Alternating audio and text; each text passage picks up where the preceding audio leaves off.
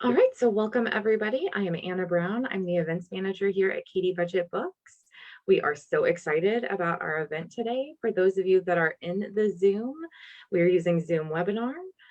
So you can see and hear us. We can't see and hear you, but I'm watching both the chat and a Q&A box. If at any point you want to ask any questions, just type them in there and we'll get to them at the end. This is our New Year, New You Finances event with Andrew Hallam. We are so excited to have him here with us today and to be launching this program talking about money, because I know for me, that is my first resolution every year, is to try and do something different with my finances. So I know that's probably true for a lot of people. So Andrew Hallam is one of the world's most prolific financial wellness speakers. Over the past 16 years, he has given hundreds of talks in over 30 different countries, espousing research on financial wellness, sound investing, and life satisfaction. He has been investing in the stock market for 32 years, having built a $1 million portfolio on a school teacher's salary when he was in his late 30s. Andrew is the international best-selling author of Millionaire Teacher and Millionaire Expat, and his latest book that we're here to talk about today is Balance: How to Invest and Spend for Happiness, Health, and Wealth. As a financial journalist, Andrew has written for numerous international publications. He has been quoted by Forbes and the Wall Street Journal and has been a guest on numerous podcasts, radio shows, and television networks, including CNBC. Andrew and his wife are prolific adventure travelers. They enjoy cycling around Europe and Asia on their tandem. Before COVID, they spent 17 months exploring Mexico and Central America in their camper van. Intelligent investing allows people to buy the only non-renewable resource they'll ever have, he says. That resource is time. On their deathbeds, most people don't wish they had spent more time at work. So Andrew, thank you so much for joining us today. And do you want to talk a little bit about balance? Yeah, thanks so much, Anna.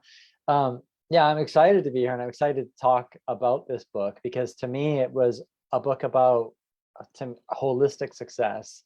And there's so many people who deem success as, or at least relate to the word success as something career oriented or financially related, like that person's super successful. He or she has like their own law firm and a big house overlooking a lake on a hill, and they drive a Maserati. And while that person might be successful in a financial front, on the financial side, there's far more to success than that. I identified success, Anna, as life satisfaction. So life satisfaction equals success. That's it. So you can be fully holistically successful if you have overall life satisfaction. And what I wanted to do was look at behavioral research with respect to life satisfaction to see, like, what is it that allows us to live the best lives that we can? And so I identified life satisfaction or success based on like a four-legged table. So one table or one leg of that table definitely is money. Like, we need enough money, but often we don't need as much money as many people think we need to maximize life satisfaction.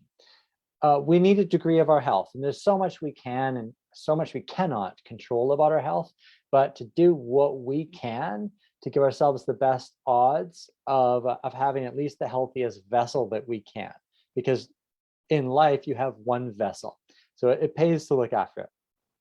A third is relationships, which is probably the most important.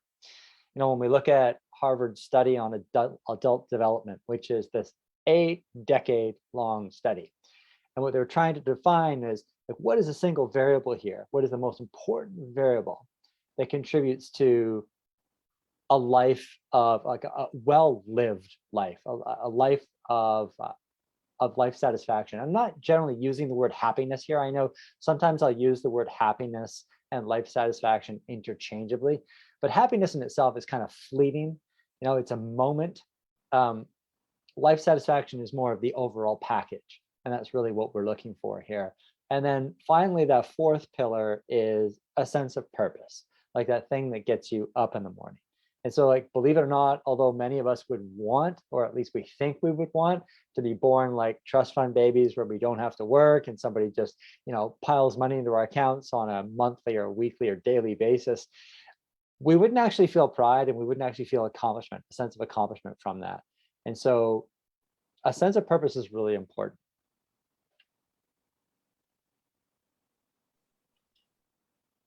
So this is the awkward part where I just tell you how much I love your book. Um, but I loved balance so much. And for exactly those reasons, that I've been doing a very like looking at everything kind of holistically thing in my life.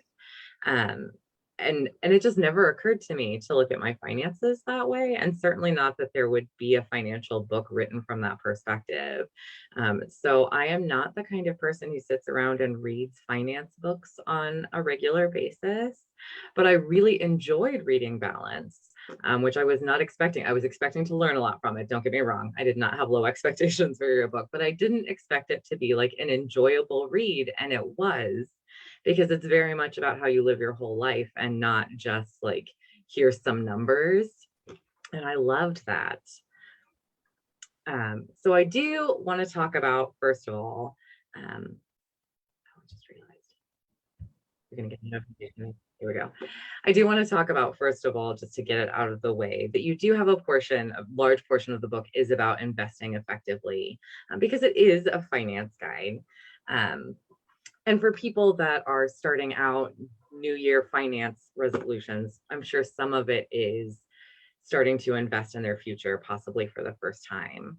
Um, and there's a whole section in the book about it. I certainly don't expect you to tell us everything that's in there, both because you guys, you can buy the book at Katie Budget Books, and because there's a reason you had a whole book to write about it. But if someone is looking at investing for the first time, do you have any recommendations? Or if someone is worried about like how much you need to start an investment portfolio?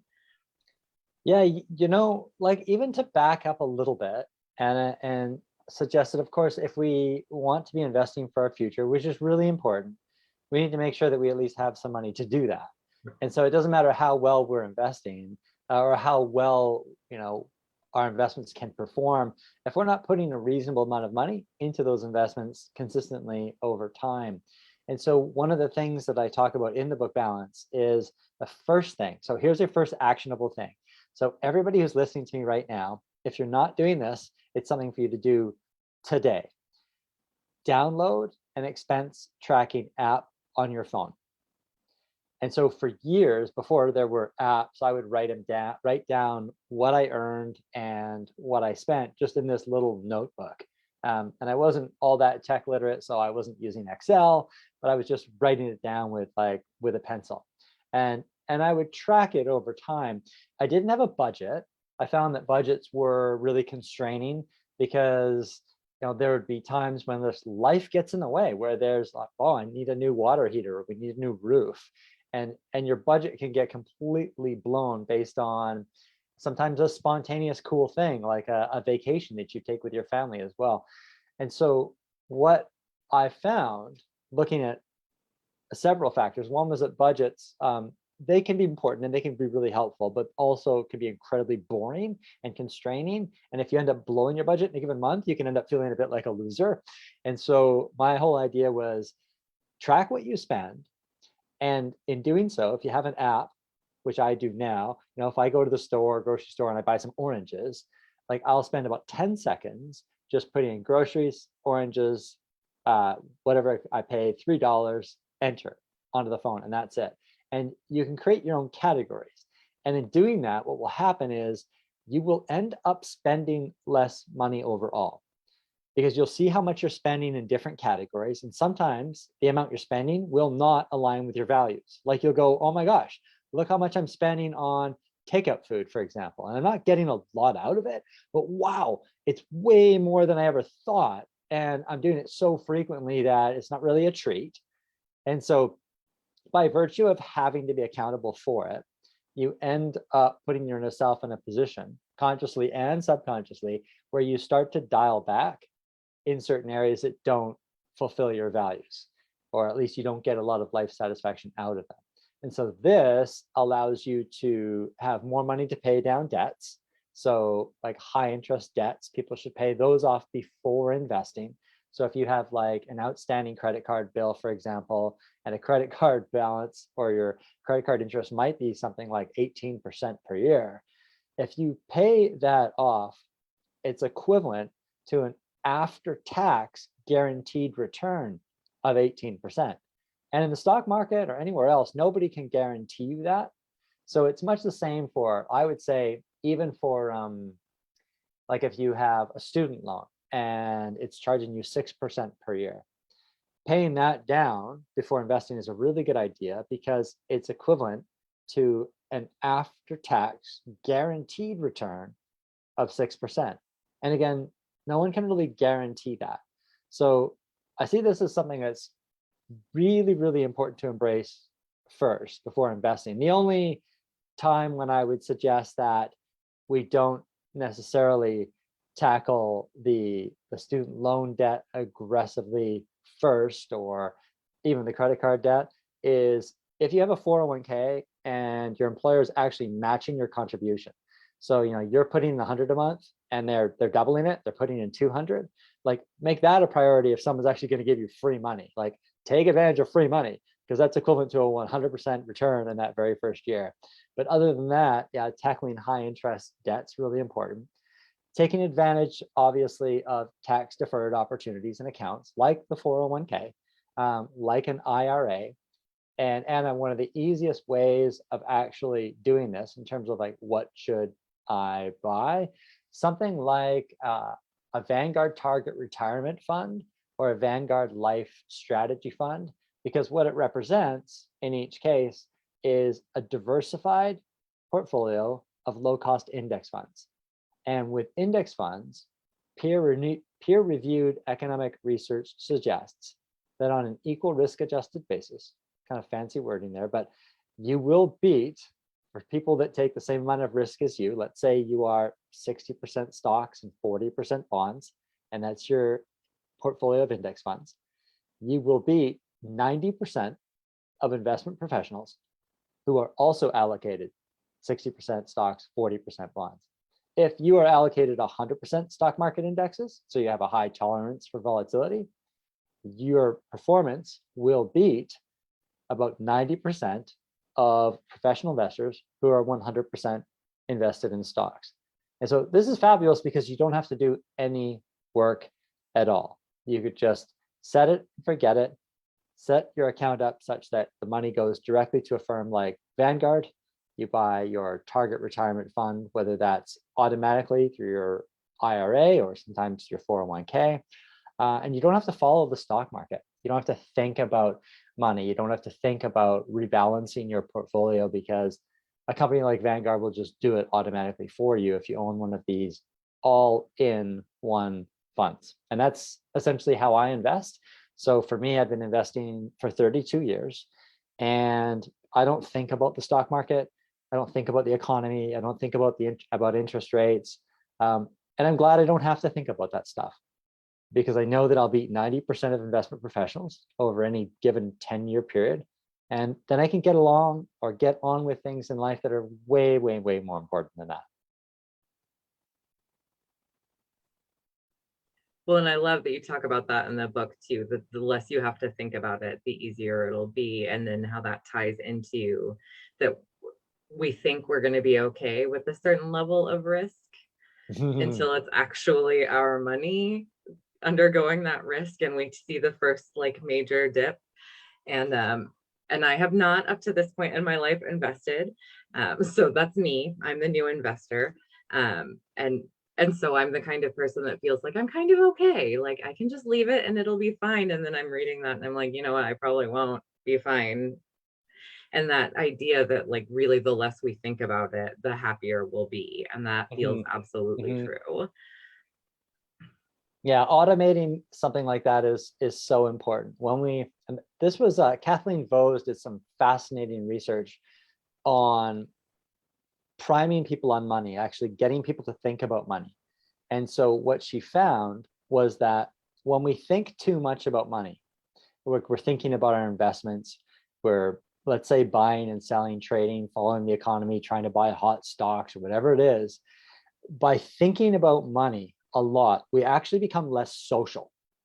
Now that's fascinating when it comes down to a study like Harvard's study on adult development, because that 8-decade-long study said the greatest single variable for success or for life satisfaction is our relationships.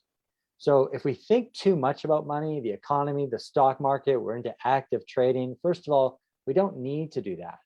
We can beat 90% of the professional people who do that with a simple all-in-one portfolio of index funds through a company like Vanguard. But the fact that it also makes us less social is phenomenal. And that the social aspect, that's really why we're here. That's what draws our life satisfaction and our longevity. So in the book, I talk about blue zones, the regions in the world, little pockets in the world where people live a really long time. And at first, people thought, all right, well, there's a blue zone. There's an area, they didn't call them blue zones, but here's an area in China where people live a freakishly long time period. And based on the China study, it was actually called the China study, and they were vegetarians. And they lived a really long time. And there's great science behind longevity and vegetarianism. However, then you have this other blue zone in Sicily where it's like the people are eating loads of meats, and yet they're living a freakishly long time period too. And they're certainly not vegetarian. And so you'd have these different regions in the world where people were living a really long time. And scientists were trying to determine, like, what is the commonality? What's the common denominator in all of these regions where people appear to be very happy and they live well into their 90s and beyond? Like, that's actually normal for them. And they found it was the socializing aspect of it all. These were the places that were highly social. And the cool part too, Anna, is that these people actually kept working. And they didn't necessarily like work full time as they got older, but they would dial back, pick up something that they like to do that might be helpful for the community. They'd have a little bit of income that they were earning. That, I think, is a wonderful thing, because what it does is it does alleviate some of the financial stress associating with people having to reach some sort of specific financial number at a specific point, because it allows you to, if you're working as long as you can, or at least working part-time, it's something you enjoy. As you age, it's not going to feel like work.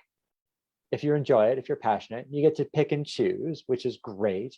Just working part-time. You stay engaged, you keep your mind working, and you're socializing. So you're actually dealing with people. And research suggests that, in fact, that here's the total irony. So many of us dream of retiring earlier and fully retiring earlier, but research suggests that on aggregate, when we retire earlier, we die earlier. Now, that doesn't mean that someone who retires at 40 won't live to 110. Absolutely can. They absolutely could. But when we look at the research on aggregate, it suggests that it's best for us to keep our minds working and to keep socially engaged. And a part-time job in retirement can really help us do that. And it alleviates the financial stress. Yes, I am obviously not at retirement age yet, but my parents' generation is. And so me and a lot of my friends are watching our parents transition into retirement. And a lot of them have not been happy with this retirement that they worked so hard for. I think for those reasons, and you're at home, and if you don't have this like grand plan and retirement account to go with it of keeping yourself busy, it's probably not so fun to just be sitting around watching TV all day, right? I think too, in the backdrop of COVID, Yes. COVID isolated us, and we are social beings. We thrive by being social. We live longer when we're social. You look at so many of the people, unfortunately, who died in the assisted living homes, or the old age facilities. Many of them died of loneliness, which is really, really sad.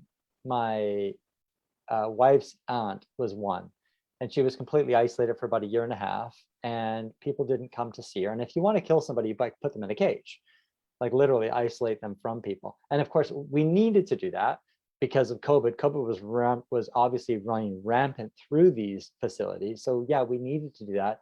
But I think it really accentuated also how we are social beings. And I think one of the takeaways for all this is that if life satisfaction hinges so much on our interconnectedness, on our social activities, to actually set social goals. So like there are many of us, and it's great to set a fitness goal, many of us do, Many of us will set like educational goals, career-oriented goals, financial goals, how much money they're going to be saving in a given year or how much debt they're going to be paying off. But we need to set social goals and actually stick to them. Like make goals, write them down, share them, and then commit, because we thrive on a cellular level with that interconnectivity. And on that note, attendees, just so you know, we are actually doing a New Year, New You on better friendships in February. So just keep an eye out for the details on that one. Yay! Because it is, right? So we're doing one on kindness this Saturday and then one on better friendships, because I do think, and I think COVID has brought this home for a lot of people, where we had to isolate for so long that we tend to set goals about certain like things that it seems like there's an attainable in. Like I want to have this much money by retirement. I want to lose this much weight this year. But like being kinder and having better relationships, it's harder to set like a goalpost so that then you can go, I'm here when you get there. But again, I love that balance kind of encompasses all of those things. And I just want to talk about for a minute, one of the most revolutionary things about your book for me was you have a phrase in there that you can afford anything, you just can't afford everything. And I'm sure I'm misquoting that a little bit, but that was the gist of it. And I have been saying that to literally everyone I meet since reading the book prior to Christmas, because I love road tripping. Me and my family, every couple of years, me and my children go on a big road trip across the country and we go somewhere different. And I'm a bookseller by profession. I am blessed in my job, but I am not making millions of dollars.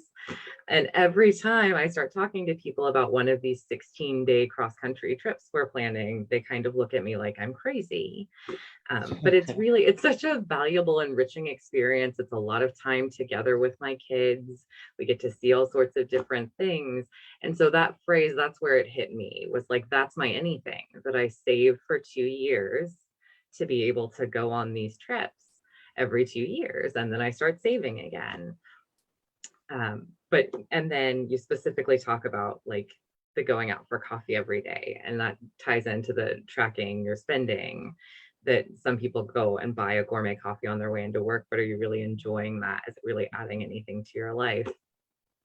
And those opportunities to save that we kind of pass up without thinking about it. Like I need some caffeine, I'm already in my car, I'm stopping and spending $5 on a cup of coffee.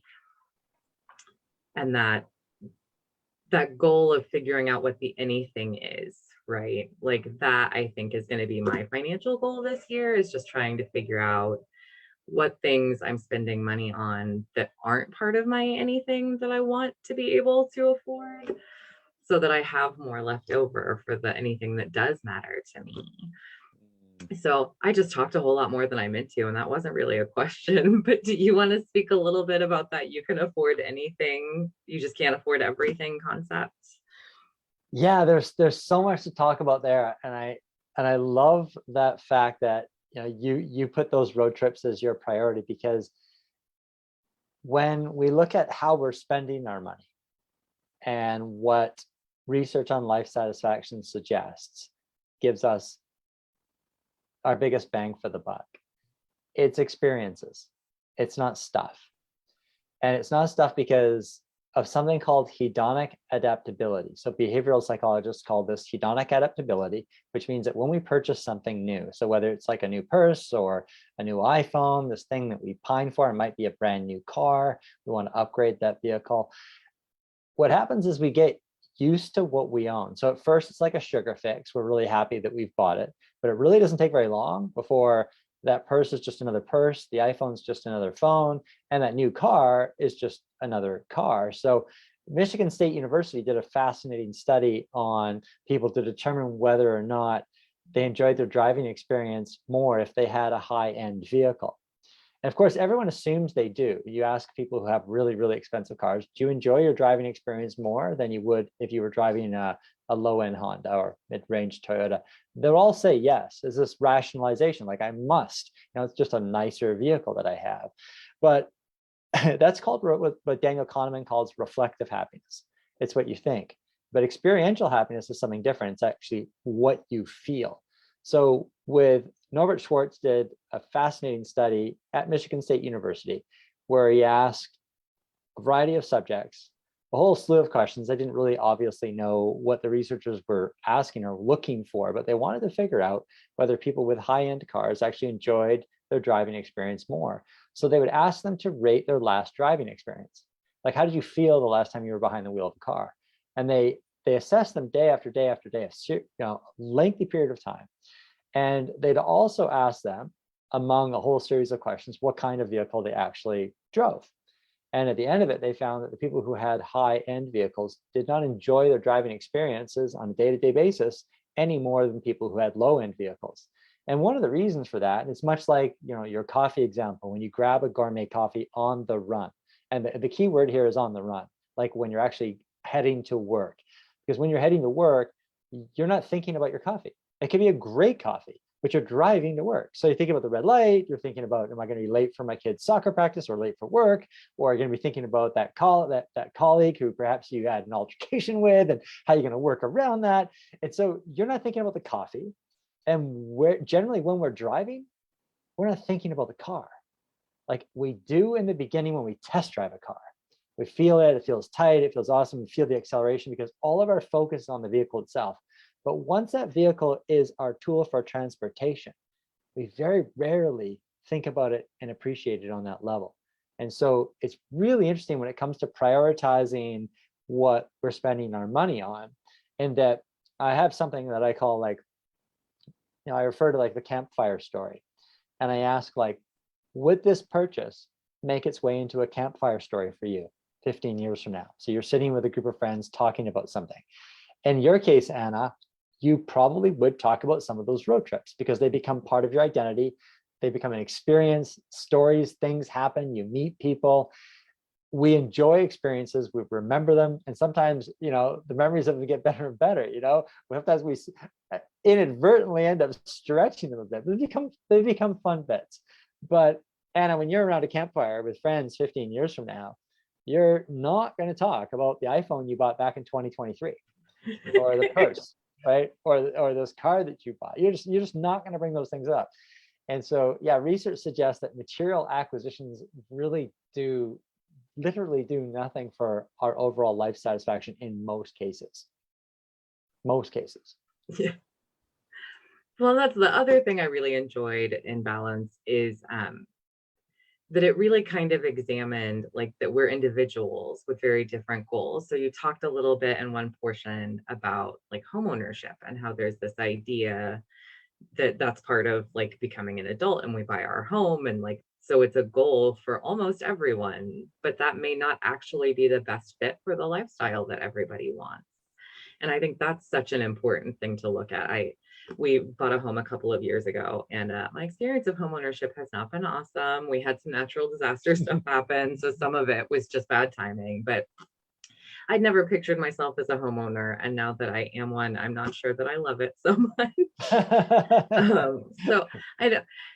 But I think it was sort of that idea, right? That this is what you're supposed to want. And then you put yourself into all these weird financial acrobatics to get a mortgage so that you can own your home.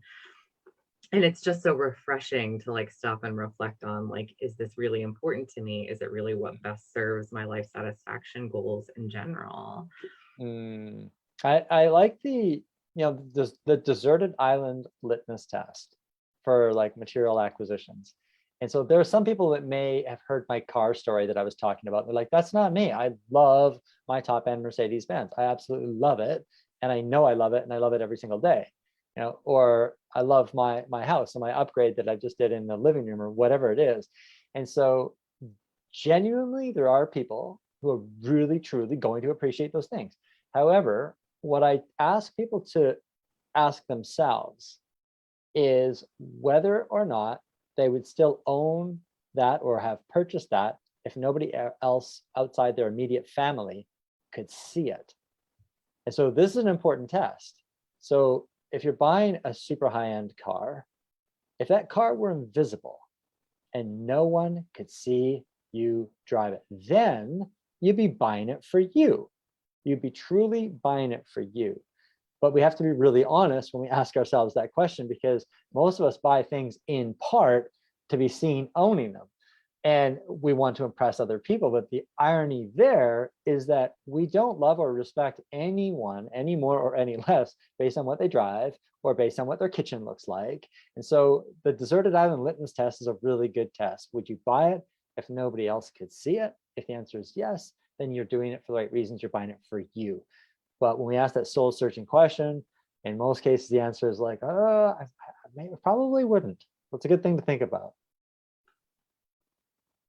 And I know we're already a little over time. Is it okay if I just ask one more question? Yeah, please. Okay. I wanted to cover the sense of purpose bit just a little bit before we end this event. Because again, I'm a professional bookseller, just in case everyone couldn't tell from the books behind me. And I am really blessed, and I know I'm really blessed that I just kind of stumbled into bookselling as a very young person, and I get a sense of purpose from my job. And not everyone has that. But I love the idea of when you start looking at finances holistically, maybe finding a job that gives you a sense of purpose and then figuring out how to live within those means is as valuable a choice as finding a job that provides the means that you think that you need, and then finding your sense of purpose elsewhere. Yeah, so much so, because as we mentioned, time is the only non-renewable resource that you have. So for you, Anna, you're enjoying what you're doing. So you're not really selling pieces of your life to an employer. It doesn't feel like that because you enjoy what you do. And so it's something that if we are fortunate enough to have choices and we can do something that we're interested in, I mean, not every day is going to be a party for any of us, Right. So work is still work, but it can be overall an enjoyable experience. And so for me, I mean, I wanted to be a school teacher, and somebody said to me really early on, Andrew, you could be a teacher, you don't get paid a lot of money, but you could also become financially independent at a relatively young age if you become financially literate and you recognize the difference between needs and wants. And I went beyond that and looked at research based on what truly gives people life satisfaction. It's often not the material things that so many people end up chasing, which just ends up costing money. Often we go into debt to chase those things. We buy those things to impress people who really often don't care about us in the first place, and it doesn't impress them. And so, for me, it was this whole grounding of let's look at overall holistic financial planning in terms of holistic life satisfaction. All right. Well, thank you so much for joining us today, Andrew. Again, you guys, we have, it's going to get weird because I have the virtual background on. We have Balance currently in stock. It is fabulous. And I mean it when I say it actually is like an entertaining read. It is not just dry financial information. No judgment for people that are into dry financial information, but it was also just legitimately fun to read. I enjoyed sitting down to read it at the end of the day. So thank you so much for joining us. We've got Balance in stock. You guys can come into the store or order online. I'm glad you appreciate my middle school sense of humor. That's the book. It's got some of that in it for sure. All right. Well, thank you again so much, Andrew. It has been a pleasure. Thank you so much, Anna, for the opportunity. I loved chatting with you. Thank you. Have a good evening. Thanks. You too.